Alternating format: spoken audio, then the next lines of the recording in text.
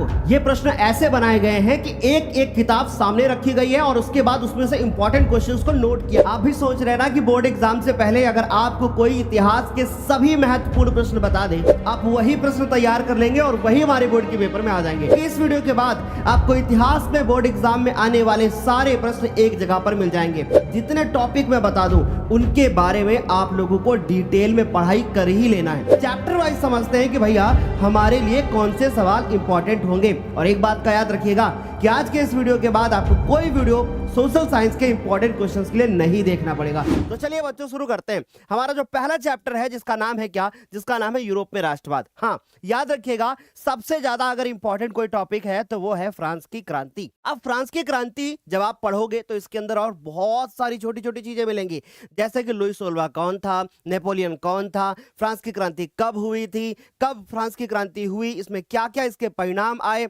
और इसके कारण क्या थे। तो ऐसे सवाल बन सकते हैं बोर्ड के एग्जाम में, तो इस बात का ध्यान रखना।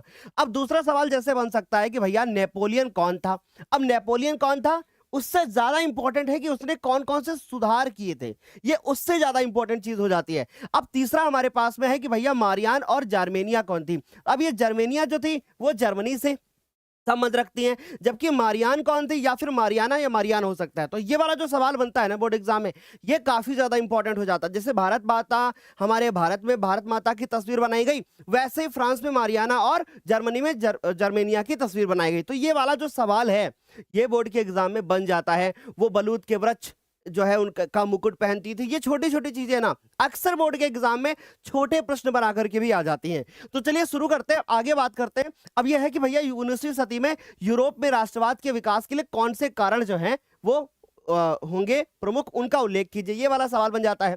अगला बन जाता है कि भैया जर्मनी के एकीकरण के बारे में आपको एक संक्षिप्त लेख लिखना है और जर्मनी के एकीकरण में महत्वपूर्ण भूमिका निभाने वाले ऑटो वान बिस्मार्क, इस बात का ध्यान रखना कि ऑटो वान बिस्मार्क को जर्मनी का एकीकरण का प्रक्रिया का जनक क्यों कहा जाता है। अब ये दोनों प्रश्न ना एक ही हैं, क्योंकि जब आप जर्मनी के एकीकरण के बारे में पढ़ोगे तो उसी समय पर आप लोगों को ऑटो वान बिस्मार्क के बारे में पढ़ने को मिल जाएगा। अगला जो सवाल हमारा बनता है वह बनता है राष्ट्रवाद से क्या तात्पर्य है, और अगला बनता है कि वियना संधि क्या थी और इसके प्रमुख उद्देश्य और व्यवस्थाओं का वर्णन कर दीजिए। ये वो सवाल है ना जो कि हर साल बोर्ड के एग्जाम में आते हैं। ये वो सवाल है ना जो आपसे डेफिनेटली पूछे ही जाएंगे। बस एक चैप्टर में अगर बात करें इतिहास की तो शुरू के 3 चैप्टर में आपको 7-8 सवाल हर एक चैप्टर से बता दूंगा, वो बच्चे अच्छे से तैयार कर लेना। आगे बात करें तो भैया 8वां जो सवाल है वो है हमारे पास इटली का एकीकरण। अब इतने लिखे हुए सवालों के बाद एक और देख लो। अब यह हमारे पास क्या 1815 में नेपोलियन की हार के बाद यूरोप में स्थापित रूढ़िवादी शासन की विशेषताएं लिख दो। अब आप पूछोगे सर एक बात बताओ, मेरा कल पेपर है, अब इन सवालों में 3 मैं कौन से तैयार कर लूं या 4 में कौन से तैयार कर लूं। चलो इन 9 में भी मैं 4 आपको इंपॉर्टेंट बताता हूं, देखो ध्यान से सुनो। पहला बनता है फ्रांस की क्रांति, दूसरा बनता है इटली का एकीकरण और अगला बनता है जर्मनी के एकीकरण का आपको प्रक्रिया के बारे में बताना है, और इसके बाद बनता है राष्ट्रवाद से क्या तात्पर्य है। ये 4 सवाल अगर आपने तैयार कर लिए तो आपका इतिहास में अगर हम बात करें तो एक लॉन्ग एक शॉर्ट कंफर्म हो जाएगा। भैया इतना बड़ा प्रेडिक्शन कर डालोगे सर, बिल्कुल यही सवाल आपको देखने को बोर्ड के पेपर में मिलेंगे। तो देख लिया आपने पहले चैप्टर के क्वेश्चन। अब बात करते हैं दूसरे चैप्टर के। दूसरे चैप्टर का नाम है भारत में राष्ट्रवाद। अब एक बात बता देता हूं मैं आपको, इस चैप्टर से ना आपके बोर्ड के एग्जाम में एक शॉर्ट क्वेश्चन कंफर्म है और एक लॉन्ग क्वेश्चन भी कंफर्म है। बस ये 3 चैप्टर शुरुआत के हमारे लिए ज्यादा इंपॉर्टेंट है, इनके सवाल तो छोड़ के जाना ही मत। पहला सवाल जो हमारे पास में है वो कह रहा है कि भैया राष्ट्रवाद क्या है। अब पिछला जो चैप्टर था ना उसमें हमने राष्ट्रवाद पढ़ा था यूरोप में राष्ट्रवाद के बारे में, इसमें हमने पढ़ा भारत में राष्ट्रवाद के बारे में। और भारत में राष्ट्रवाद या सामूहिक अपनेपन का भाव का उदय किस प्रकार से हुआ, किस प्रकार से लोगों ने जो है क्रांतियां करी, कैसे लोगों को पता चला कि राष्ट्रवाद नाम की भी कोई चीज होती है, इसके बारे में आपको इस क्वेश्चन के अंदर लिखना होगा। फिर उसके बाद रॉलेट एक्ट क्या था, कौन लेकर के आया, किसके नाम से संबंधित है, सिडनी रॉलेट कौन था, रॉलेट एक्ट के क्या परिणाम हुए, जलियांवाला बाग हत्याकांड हो जाता है, फिर उसके बाद असहयोग आंदोलन आ जाता है, खिलाफत आंदोलन बीच में होता है, फिर सविनय अवज्ञा आंदोलन। भैया आज ही बता दोगे क्या सर ये सब आपने पढ़ाया है? बिल्कुल। अगर आप चाहते हैं कि भैया ये सब हमें सारे क्वेश्चन एक ही वीडियो में मिल जाए तो हमने एक चैप्टर पढ़ा रखा है, हर चैप्टर का वन शॉट कर रखा है। इतिहास के 5 चैप्टर मैं इस वीडियो के नीचे डिस्क्रिप्शन बॉक्स में डाल रहा हूं और ये सारे के सारे आप लोगों को कंप्लीट कर रहे हैं। अगर ये 4-5 चैप्टर आपने अच्छे से तैयार कर लिए शुरू के ना, तो समझ लो आपका बोर्ड के एग्जाम में सोशल साइंस का डर खत्म हो जाएगा। आगे बढ़ते हैं। अब आप लोग बात करते हैं कि भैया जालियांवाला बाग हत्याकांड, इस पे टिप्पणी लिखने को आती है, इस पे एक छोटा सवाल आता है, इस पे एक छोटा लेख लिखने को आता है, या अगर ये चीज पढ़ लोगे तो रॉलेट एक्ट के बारे में डिटेल में पढ़ पाओगे। अगर ये पढ़ लोगे तो सविनय अवज्ञा आंदोलन और उसके बाद असहयोग आंदोलन, सारे आंदोलन आगे के समझ में आएंगे। तो भैया जालियांवाला बाग हत्याकांड, ये इस पर आपको अच्छे से पढ़ाई करनी है। और एक बात याद रखना, अगर क्वेश्चन तैयार कर रहे हो ना तो प्लीज क्रम से तैयार करते हुए आना, इससे आप एक प्रश्न को दूसरे से कनेक्ट कर पाओगे। आगे बढ़ते हैं बच्चों। प्रथम विश्व युद्ध ने भारत में राष्ट्रीय आंदोलन के विकास में किस प्रकार से योगदान दिया? यानी ये प्रश्न ये कह रहा है कि जब प्रथम विश्व युद्ध हुआ था 1914 में स्टार्ट हुआ, उसके बाद किस तरीके से भारत में और आंदोलन होना शुरू हो गए? क्योंकि आपको बहुत अच्छे से पता है, पहले प्रथम विश्व युद्ध होता है, फिर उसके बाद रॉलेट एक्ट आता है, फिर जालियांवाला बाग हत्याकांड होता है, फिर उसके बाद खिलाफत आंदोलन होता है, फिर असहयोग आंदोलन होता है, फिर सविनय अवज्ञा आंदोलन होता है, फिर उसके बाद भारत छोड़ो आंदोलन होता है। तो भैया एक दूसरे से सब कनेक्ट है, इसलिए याद रखिएगा। पहले हमें अगर चैप्टर को समझना है तो इसका वन शॉट लेक्चर देखना होगा, नीचे डिस्क्रिप्शन में डाल दिया मैंने।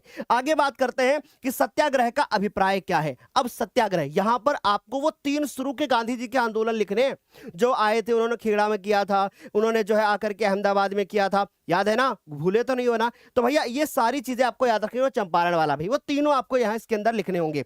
इसके बाद महात्मा गांधी ने असहयोग आंदोलन क्यों चलाया?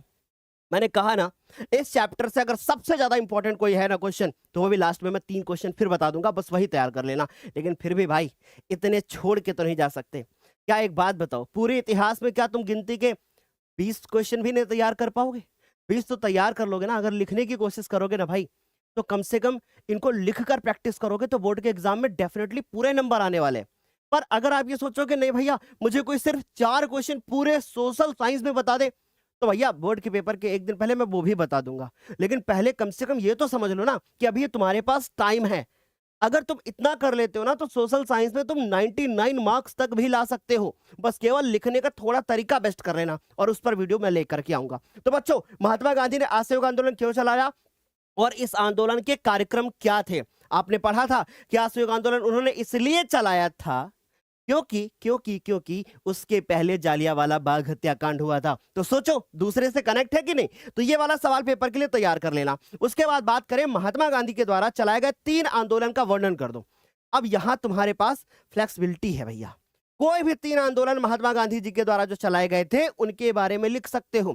आप असहयोग आंदोलन तैयार कर लो एकदम धमाकेदार, आप तैयार कर लो भैया, आपने अहमदाबाद वाला जो है तैयार कर लिया, या फिर आप सविनय अवज्ञा तैयार कर लेते हैं, और उसके बाद भारत छोड़ो आंदोलन तैयार कर लेते हैं। खिलाफत नहीं, खिलाफत गांधी जी ने नहीं चलाया था, इस बात का ध्यान रखना। आगे बात करते हैं बच्चों कि सविनय अवज्ञा आंदोलन कब चलाया गया था, इसके प्रमुख 3 कारण। अब सोचो ये सवाल जब तुम तैयार कर लोगे तो ये वाला तो ऑटोमेटिक तैयार हो गया, है ना? फायदा कितना फायदा है ना, बताओ। अब ये वाला सवाल अगर तैयार कर लिया तो आपका जो है असहयोग आंदोलन वाला तैयार हो गया। इसका मतलब सर बात वही है, थोड़ा सा सिलेबस है, हमें ध्यान में रखना होता है कि हमारे लिए क्या इंपॉर्टेंट है। आज सारे इंपॉर्टेंट बता दूंगा। और लास्ट में आता है भारत छोड़ो आंदोलन। अब ये 9 क्वेश्चन हमारे पास में कितने हो गए? 9 कितने हो गए? 18। भाई शुरू के 2-3 चैप्टर ही हमारे लिए इंपॉर्टेंट है। अब जो ये हमारे पास 9 क्वेश्चन है सर, इनमें से भी आप मुझे 3 से 4 इंपॉर्टेंट बता दो। चलो, पहला सवाल राष्ट्रवाद क्या है, सबसे ज्यादा इंपॉर्टेंट। असहयोग आंदोलन, उसके बाद सविनय अवज्ञा आंदोलन, उसके बाद, और चौथा जो सवाल है ना वो उससे ज्यादा इंपॉर्टेंट है, वो है बच्चों कौन सा? रॉलेट एक्ट क्या था। इतना तैयार कर लिया, मैं कहता हूं तुम्हारे सोशल साइंस में पूरे नंबर आएंगे। अब तीसरे चैप्टर पे चलते हैं, ये सारे नोट कर लेना। तीसरा है हमारे पास, जो कि तीसरा चैप्टर है वो है हमारे पास भूमंडलीय विश्व का बनना। शुरू के 3 चैप्टर में जितने सवाल बता रहा हूं ये सवाल तुम्हारी कॉपी पर नोट होने चाहिए और बोर्ड पेपर से पहले तैयार होने चाहिए। देखो, अब हमारे पास पहला सवाल बनता है कि प्रौद्योगिकी ने वैश्वीकरण की प्रक्रिया को किस प्रकार उत्प्रेरित किया है। यानी टेक्नोलॉजी ने कैसे कैसे वैश्वीकरण को आगे बढ़ाया है, कैसे ग्लोबलाइजेशन को आगे बढ़ाया है, इसके बारे में आपको लिखना पड़ेगा। वही जो मैंने पढ़ाया था मोबाइल और उसके बाद मोबाइल फोन और ये सब चीजें बताई थी, बस वही लिखना है आपको।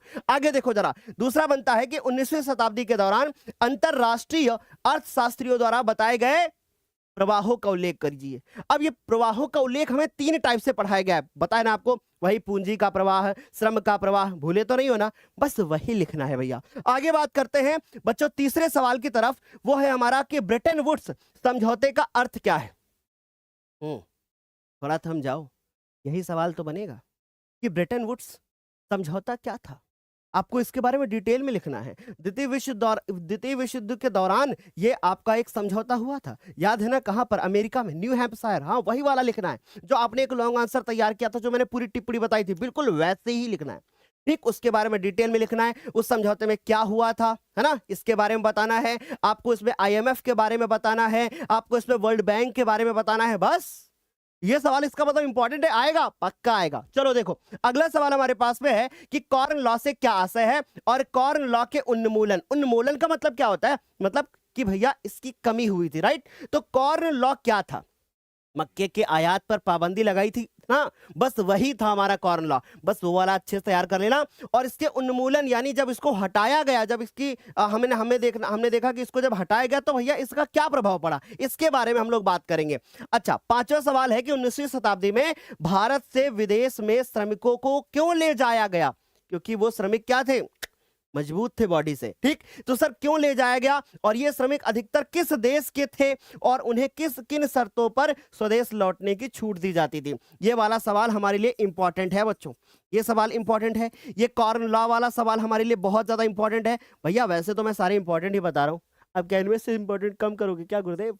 आगे देखो, अब हमारे पास छठा सवाल बनता है कि G77, है ना, G77 देशों से आप क्या समझते हैं, और किस आधार पर ब्रेटन वुड्स की जुड़वा संतानों